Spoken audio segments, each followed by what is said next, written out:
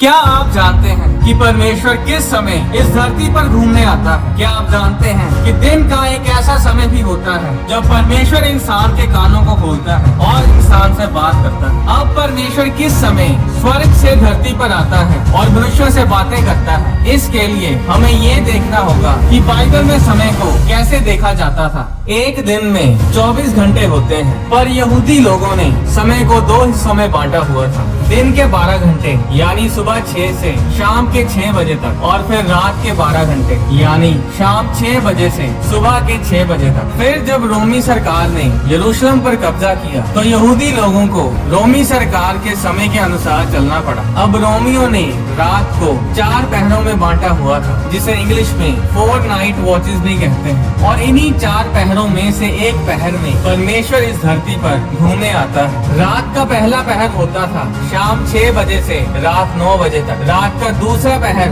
रात के 9 बजे से रात के 12 बजे तक, और रात का तीसरा पहर रात के 12 बजे से रात के 3 यानी सुबह के 3 बजे तक, और फिर चौथा पहर सुबह के 3 बजे से सुबह के 6 बजे तक होता था। बाइबल बताती है कि यीशु मसीह रात के चौथे पहर के आसपास पानी पर चलकर अपने चेलों के पास आए थे। पर पानी पर चलने से पहले यीशु मसीह पहाड़ पर प्रार्थना कर रहे थे। यीशु मसीह रात के चौथे पहर के आसपास ही प्रार्थना क्यों करते थे? पहले या दूसरे पहर में प्रार्थना क्यों नहीं करते थे? क्योंकि रात के चौथे पहर में ही परमेश्वर इस धरती पर आता था। यहूदी रबी यहूदी लोगों को ये सिखाते हैं कि सूरज निकलने के 2 घंटे पहले परमेश्वर इस धरती पर आता है, और जो कोई भी उस समय प्रार्थना में होता है उसे विशेष दर्शन, ज्ञान, समझ और परमेश्वर की आशीष मिलती है। अब जो यहूदी रबी सिखा रहे हैं, क्या हमें इनकी शिक्षा पर ध्यान देना चाहिए? सिर्फ यहूदी रबी ही नहीं, बल्कि बाइबल में भी कई जगहों पर परमेश्वर के इस धरती पर आने के बारे में लिखा है, और वीडियो में थोड़ा आगे चलकर इसके बारे में मैं आपको बताऊंगा। अब जो यहूदी रबी सिखा रहे हैं, क्या हमें इनकी शिक्षा पर ध्यान देना चाहिए? आखिर कौन है ये यहूदी रबी? कौन है ये यहूदी लोग? अभी तो मैं आपको थोड़े शब्दों में बताऊंगा। यहूदी लोग यहोवा परमेश्वर को ही मानते हैं, वो यीशु मसीह को मसीह नहीं मानते। उनका कहना है कि मसीह अभी आया ही नहीं है, और इसीलिए वो नए नियम यानी बाइबल की न्यू टेस्टामेंट को मानते ही नहीं है। वो पुराने नियम पर ही विश्वास करते हैं। यहूदी लोग अब्राहम, इसहाक, याकूब के वंशज हैं। वो यहोवा परमेश्वर पर विश्वास करते हैं, पर यीशु मसीह को मसीह नहीं मानते। कुछ यहूदी लोगों ने तो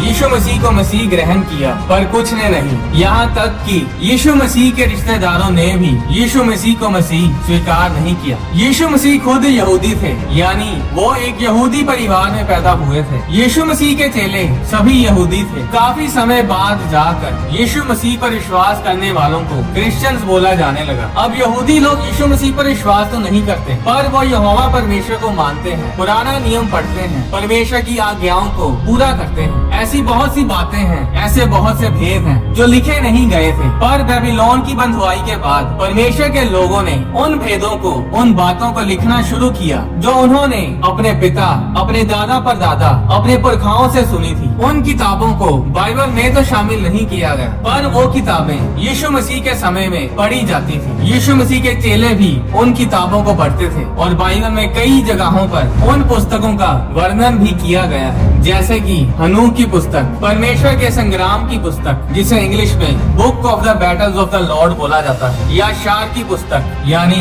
बुक ऑफ जैशर। अगर हम यहूदी रबियों की बातों को ना भी अपनाएं, तो भी बाइबल में जगह जगह पर ये बताया गया है कि परमेश्वर तड़के सवेरे इस धरती पर घूमने आता है। क्या आप जानते हैं कि अदन का बाग इस धरती पर था, और परमेश्वर ने आदम को अदन के बाग में रखा था। और बाइबल बताती है कि हर सुबह परमेश्वर आदम से मिलने के लिए इस धरती पर आता था, जिसके बारे में उत्पत्ति अध्याय 3 उसकी 8 आयत में लिखा है। तब यहोवा परमेश्वर जो दिन के ठंडे समय वाटिका में फिरता था का शब्द उनको सुनाई दिया। क्या आप जानते हैं कि परमेश्वर ने सदोम और गमोरा को सुबह के समय नष्ट किया था? परमेश्वर के स्वर्गदूत तो रात को ही वहाँ पहुँच गए थे, पर उसका विनाश तड़के सवेरे हुआ था। उत्पत्ति अध्याय 19 उसकी 15 आयत में लिखा, जब पौ फटने लगी यानी जब सुबह होने लगी, तब दूतों ने लूत से जल्दी करने को कहा और बोले, उठ अपनी पत्नी और दोनों बेटियों को जो यहाँ है ले जा, नहीं तो तू भी इस नगर के अधर्म में भस्म हो जाए।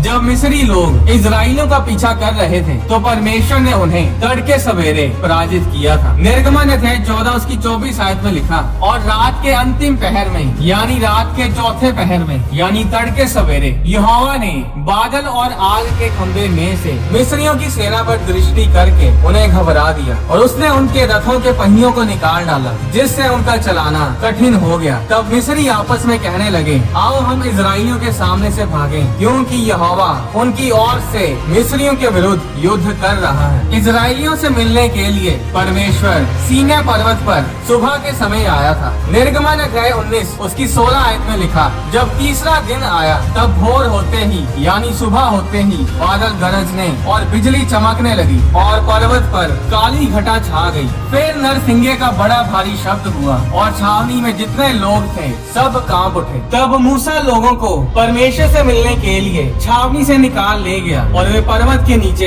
खड़े हुए। परमेश्वर ने मूसा को अपनी ग्लोरी, अपना तेज दिखाने के लिए सुबह का समय चुना था। अगर आप ध्यान से पढ़ें तो पता चलता है कि मूसा ने परमेश्वर को अपना तेज दिखाने के लिए किसी और समय पूछा था, पर परमेश्वर अपनी ग्लोरी दिखाने के लिए, अपना तेज दिखाने के लिए मूसा को सुबह की अपॉइंटमेंट देता है, यानी मूसा को सुबह आने के लिए बोलता है। निर्गमन अध्याय 34 उसकी 2 आयत में यहोवा ने मूसा से कहा, सवेरे तैयार रहना और भोर को सीनै पर्वत पर चढ़कर उसकी चोटी पर मेरे सामने खड़ा होना। अय्यूब की पुस्तक में साफ साफ लिखा है कि परमेश्वर हर सुबह इंसान से मिलने आता है। अय्यूब अध्याय 7 उसकी 17 आयत में लिखा, मनुष्य क्या है कि तू उसे महत्व दे और अपना मन उस पर लगाए और प्रति भोर को उसकी सुधि ले और प्रति क्षण उसे जांचता रहे। भजन संहिता अध्याय 30 उसकी 5 आयत में लिखा, कदाचित रात को रोना पड़े परंतु सवेरे आनंद पहुँचेगा। यशाया भविष्यद्वक्ता ने ये जांच लिया था कि परमेश्वर हर सुबह हमें जगाता है ताकि हमें शिक्षा दे सके। यशाया अध्याय 50 उसकी 4 आयत में लिखा, भोर को यानी सुबह वह नित्य मुझे जगाता और मेरा कान खोलता है कि मैं शिष्य के समान सुनूं। विलाप गीत यानी लमेंटेशंस अध्याय 3 उसकी 22 आयत में लिखा कि परमेश्वर की दया, परमेश्वर की करुणा हर सुबह नई होती है। यीशु मसीह अपने पिता यानी यहोवा परमेश्वर को जानते थे कि यहोवा परमेश्वर सुबह के समय आदम से मिलने आता था। वो जानते थे कि परमेश्वर इंसान से सुबह मिलने आता है और इसीलिए जब यीशु मसीह मनुष्य के रूप में इस धरती पर थे तो वो हमेशा तड़के सवेरे प्रार्थना करते थे, पूरी रात प्रार्थना करते थे और सुबह प्रार्थना खत्म करते थे। मरकुस अध्याय 1 उसकी 35 आयत में लिखा, भोर को दिन निकलने से बहुत पहले वह उठकर निकला और एक जंगली स्थान में गया और वहाँ प्रार्थना करने लगा। जब परमेश्वर ने शमूएल नबी को पहली बार बुलाया और भविष्यद्वक्ता के स्थान के लिए नियुक्त किया तो वो समय तड़के सवेरे का था, जिसके बारे में 1 शमूएल अध्याय 3 उसकी 3 और 4 आयत में हम पढ़ सकते हैं। मायने नहीं करता कि आप किस देश में हैं, आपके लोकल टाइम के हिसाब से सुबह के 3 से 6 बजे के बीच में परमेश्वर उस देश, उस शहर, उस नगर में लोगों से मिलने आता है। जैसे जैसे धरती घूमती है वैसे वैसे परमेश्वर की हजूरी उसके साथ घूमती है। अगर आप परमेश्वर में बढ़ना चाहते हैं, अगर आप परमेश्वर से दर्शनों को पाना चाहते हैं, अगर आप किसी भी मुसीबत में हैं, फिर चाहे वो परेशानी शादीशुदा जिंदगी में हो या आपके बिजनेस में, आपकी जॉब, आपके परिवार में हो, तो एक बार रात की प्रार्थना खासकर सुबह 3 से 6 बजे के बीच में प्रार्थना जरूर करें। एक बार एक व्यक्ति जिसका नाम एलन था, उसे आधी रात में बेचैनी से होने लगती है और वो जाग उठता है और प्रार्थना करने लगता है। प्रार्थना के बाद उसकी बेचैनी दूर हो जाती है और जब वो सुबह उठता है तो उसके भाई का फोन उसे आता है जो ये बताता है कि आधी रात को उसे हार्ट अटैक आया और उसके दिल की धड़कन रुक गई थी, पर अचानक ही उसके दिल की धड़कन फिर से चलने लगी और वो ठीक महसूस करने लगा। तब एलन ने अपने भाई को बताया कि रात को उसे बेचैनी हो रही थी और वो उठकर प्रार्थना करने लगा और उसकी प्रार्थना के कारण ही उसके भाई को नया जीवन मिला। वो बेचैनी परमेश्वर के द्वारा थी। परमेश्वर चाहते थे कि वो उठकर प्रार्थना करे। अब अगर वो आलस करता और प्रार्थना ना करता तो वो अपने भाई को खो बैठता। अब आप सोच रहे होंगे कि परमेश्वर ने उसके भाई को ऐसे ही चंगा क्यों नहीं किया, क्यों एलन का प्रार्थना करना जरूरी था। ये एक अलग विषय है, इसके बारे में मैं एक अलग वीडियो में आपको बताऊंगा। अगर आपने पास्टर बिल वीज की टेस्टिमनी को सुना हो, जिन्होंने एक दर्शन देखा जिसमें उन्होंने नर्क में 23 मिनट बिताए, तो वो दर्शन जब उन्हें आया था तो उस समय घड़ी पर पूरे 3 बजे थे। हम लोगों की गवाहियों पर यकीन ना भी करें तो भी हम बाइबल में साफ साफ देख चुके हैं कि परमेश्वर तड़के सवेरे सवेरे अर्ली मॉर्निंग मनुष्य से मिलने आता है, उनको दर्शन दिखाता है, मनुष्य के कानों को खोलता है और उनसे बात करता है। बड़े बड़े काम परमेश्वर ने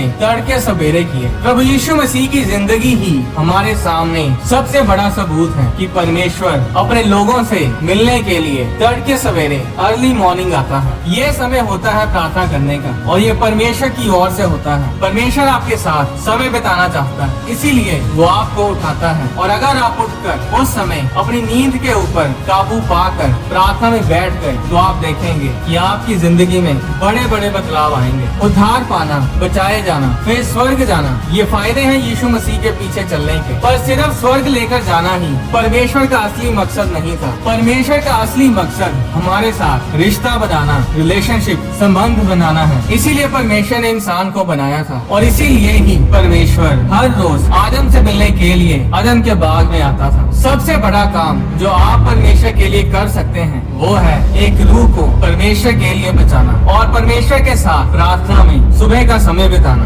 जब जब परमेश्वर धरती पर आकर लोगों से मिलता था और उन्हें आशीषित करता था तो वो ज्यादातर सुबह का समय होता था। जब याकूब स्वर्गदूत के साथ मल युद्ध कर रहा था तो उत्पत्ति अध्याय 32 उसकी 24 आयत में लिखा, और याकूब आप अकेला रह गया। तब कोई पुरुष आकर पौ फटने तक यानी सुबह होने तक उससे मल युद्ध करता रहा। और तो और ऐसा समय भी होता है जब परमेश्वर मनुष्य के कान खोलता है। अय्यूब की पुस्तक अध्याय 33 उसकी 15-16 आयत में लिखा, स्वप्न में या रात को दिए हुए दर्शन में जब मनुष्य घोर निद्रा में पड़े रहते हैं या बिछोने पर सोते समय, तब वह मनुष्य के कान खोलता है और उनकी शिक्षा पर मोहर लगाता है। इस वचन में लिखा है कि जब लोग गहरी नींद में होते हैं तब परमेश्वर उनके कान खोलता है। क्या आप जानते हैं कि यीशु मसीह सुबह होने से बहुत पहले प्रार्थना करते थे। मत्ती अध्याय 14 उसकी 23 आयत में लिखा, वह लोगों को विदा करके प्रार्थना करने को अलग पहाड़ पर चला गया और सांझ को वह वहाँ अकेला था। उस समय नाव झील के बीच लहरों से डगमगा रही थी क्योंकि हवा सामने की थी और यीशु रात के चौथे पहर झील पर चलते हुए उनके पास आए। रात का चौथा पहर सुबह 3 से 6 बजे तक होता था और ये वही समय होता था जब परमेश्वर इस धरती पर घूमने आता है। रात का चौथा पहर यानी सुबह 3 से 6 बजे तक का समय बहुत ही सुपर नेचुरल अलौकिक गतिविधियों से भरा होता है। बड़े बड़े काम परमेश्वर इस समय में करता है और इसीलिए आपने महसूस भी किया होगा कि कई बार पूरे 3 बजे आपकी नींद खुल जाती है या फिर आपको बेचैनी सी होती है और फिर आपको नींद नहीं आती। यही समय होता है प्रार्थना करने का, क्योंकि परमेश्वर हमारे साथ समय बिताना चाहता है। अब रात के 3 बजे नींद ना आए तो लोग ज्यादातर फोन ही इस्तेमाल करते हैं, social media, YouTube shorts, movies वगैरह देखकर अपना समय खराब कर देते हैं और परमेश्वर को मिलने की अपॉइंटमेंट मिस कर देते हैं। परमेश्वर आपकी जिंदगी में बड़े बड़े काम करना चाहता है, आपको बहुतायत का जीवन देना चाहता है, पर उस बहुतायत के जीवन को पाने के लिए हमारा परमेश्वर के साथ समय बिताना जरूरी है। बहुत से लोग प्रार्थना इसलिए नहीं करते क्योंकि उन्हें लगता है कि प्रार्थना से कुछ नहीं होगा, पर मैं आपको बताना चाहता हूँ कि परमेश्वर हर प्रार्थना का उत्तर अपने तरीके से देता है। हो सकता है जो आपने मांगा हो वो आपको ना मिले, पर परमेश्वर उससे भी बेहतर आशीषें आपको देता है। आप चाहे जितने मर्जी बिजी हो, हर रोज सुबह प्रार्थना करने के लिए समय जरूर निकालें। मैं नहीं कहता कि आप 2 घंटे प्रार्थना करें या 1 घंटा या आधा घंटा प्रार्थना करें। आप सिर्फ 5 मिनट से 10 मिनट से प्रार्थना की शुरुआत कर सकते हैं। अगर आप ये सोचकर प्रार्थना नहीं करते कि कल, परसों या उससे पहले आपने कोई पाप किया था, तो इस तरह आप कभी भी प्रार्थना कर नहीं पाएंगे। आपका पाप आपकी प्रार्थना को खत्म करता है और आपकी प्रार्थना आपके पाप को खत्म करती है, आपको परमेश्वर के नजदीक लेकर आती है। एक बात हमेशा याद रखें कि बिना प्रार्थना के अपने आप कुछ भी अच्छा नहीं होगा। परमेश्वर हर सुबह मनुष्य से मिलने के लिए आता है। अब फैसला आपको करना है कि कल सुबह जब परमेश्वर इस धरती पर घूमने आए तो आप उससे मिलना चाहेंगे या आप अपनी अपॉइंटमेंट को मिस कर देना चाहेंगे। अब इसका मतलब ये नहीं कि हम सुबह के समय का कोई धार्मिक नियम, कोई रिलीजियस रूल बनाकर बैठ जाएं कि और किसी समय प्रार्थना करनी ही नहीं है। इस वीडियो का मकसद सिर्फ आपको प्रोत्साहित करना है, आपको मोटिवेट करना है कि आप परमेश्वर के साथ अपनी सुबह की अपॉइंटमेंट को मिस ना कर सकें। इस वीडियो का उद्देश्य आपको बताना है कि सुबह का समय परमेश्वर के लिए बहुत महत्वपूर्ण, बहुत इम्पोर्टेंट होता है। एक वीडियो में मैंने बताया था कि दानियल यरूशलेम की तरफ खिड़की खोलकर प्रार्थना क्यों करता था। आने वाली वीडियोस में मैं आपको बताऊंगा कि दानियल दिन में 3 बार प्रार्थना क्यों करता था। कैन को उसकी पत्नी कहां से मिली। जिस तरह स्वर्गदूत स्वर्गीय भोजन खाते हैं, क्या शैतान और उसके दूत भी खाना खाते हैं। परमेश्वर के वचन से जुड़े गहरे भेदों की वीडियोस को देखने के लिए होली स्पिरिट प्रोडक्शंस चैनल को सब्सक्राइब करें और साथ ही बने बेल आइकन पर क्लिक करके ऑल नोटिफिकेशंस को सिलेक्ट करें ताकि चैनल पर अपलोड की जाने वाली हर वीडियो आपके फोन में जरूर पहुंचे।